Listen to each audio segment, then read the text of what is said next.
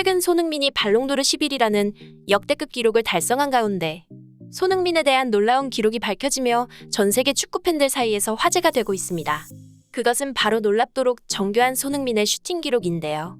지난 시즌 공동 득점왕을 수상했던 살라와 손흥민 두 사람의 슈팅 기록을 살펴보면 손흥민은 35경기에서 80번의 슈팅 중 49번의 유효 슈팅과 23개의 득점을 기록했으며 경기당 2.3번의 슈팅을 시도한 손흥민의 정확도는 무려 61%나 될 정도였습니다.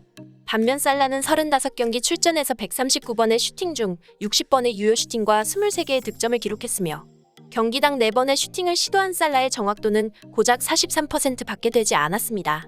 여기서 알 수 있는 손흥민의 놀라운 사실은 슈팅 횟수가 적다는 것을 보면 알 수 있듯 손흥민은 없는 기회조차 살려 득점왕을 차지했었다는 것인데요.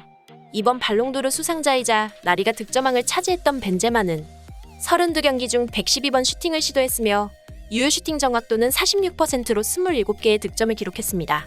다른 리그의 득점왕인 음바페나 레반도프스키 역시 경기당 평균 슈팅 횟수가 4번이 넘었으며 두 사람의 슈팅 정확도는 각각 45%와 52%로 손흥민만큼 정교한 슈팅 실력을 가진 사람은 단 한 사람도 없었습니다. 다른 리그의 득점왕들은 모두 팀의 주역이 되어 난사쇼를 펼치며 경기당 슈팅 횟수가 4번이 넘어가며 슈팅 정확도가 50%가 거의 되지 않는 반면 손흥민은 득점왕을 차지했음에도 경기당 슈팅 횟수가 2번 정도밖에 안 되는데 슈팅 정확도가 60%가 넘을 정도니 이 같은 사실을 확인한 전문가들은 경악을 금치 못했습니다.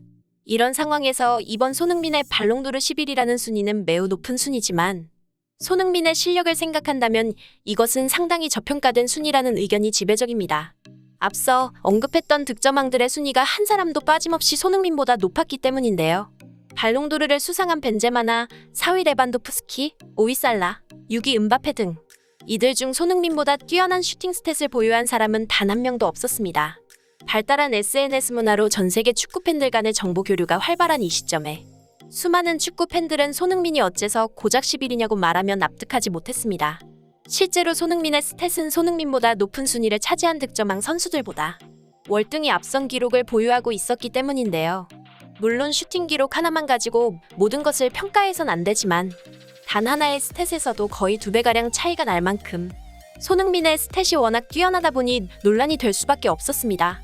다른 빅클럽의 득점왕들은 하나같이 공격 기회를 독차지하며 경기당 4번 가까이 슈팅할 때 없는 기회를 살린 손흥민은 경기당 2번 정도 슈팅했기 때문이죠.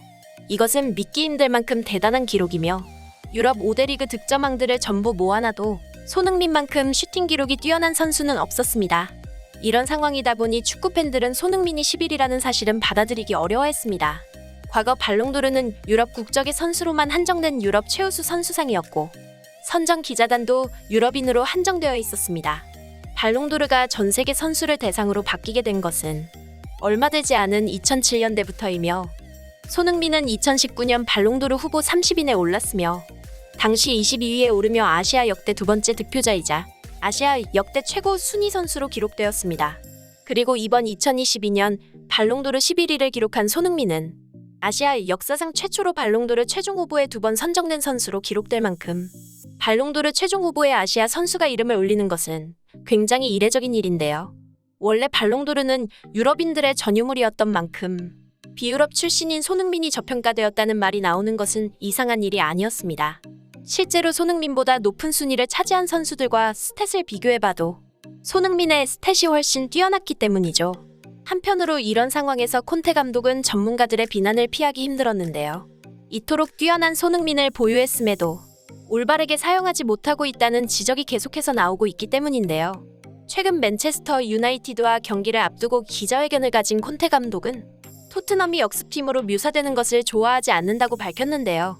이 같은 콘테의 발언에 대해 영국의 축구 전문가 이안 라이트는 이해할 수 없다고 말하며 콘테 감독의 전술을 비판하고 나섰습니다.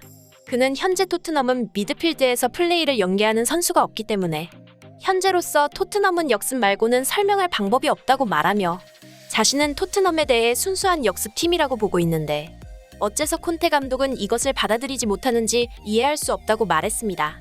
과거 손흥민과 함께했던 무리뉴 감독은 역습 상황에서 손흥민보다 나은 선수는 없다고까지 말하며 손흥민은 공격적인 선수로 빠르고 전환도 좋은 데다가 특히 자유로운 공간을 허용할 경우 매우 위협적인 선수라고 평가한 적이 있습니다. 하지만 현재 콘테는 무리뉴와 정반대의 행보를 보이며 손흥민이 아닌 페리시치를 이용해 공격을 풀어나가고 있으니 팬들은 콘테의 전술을 이해할 수 없다는 반응을 보인 것입니다.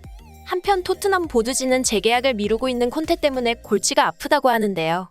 그는 이번 기자회견에서도 재계약에 대한 질문에 대해 그것보다 앞으로 있을 경기가 중요하다고 말하며 답변을 회피했습니다. 이런 상황 속에 케인 또한 마찬가지로 재계약을 하지 않고 있는데요. 프리미어리그 역사상 최고의 듀오라 평가받는 손흥민과 케인이라는 최고의 공격수들을 놔두고 자신의 제자 페리시치를 살리기 위해 많은 선수들이 희생되고 있는 상황이다 보니 케인이 재계약을 하지 않고 상황을 관망하는 것은 어찌 보면 당연한 판단 같습니다.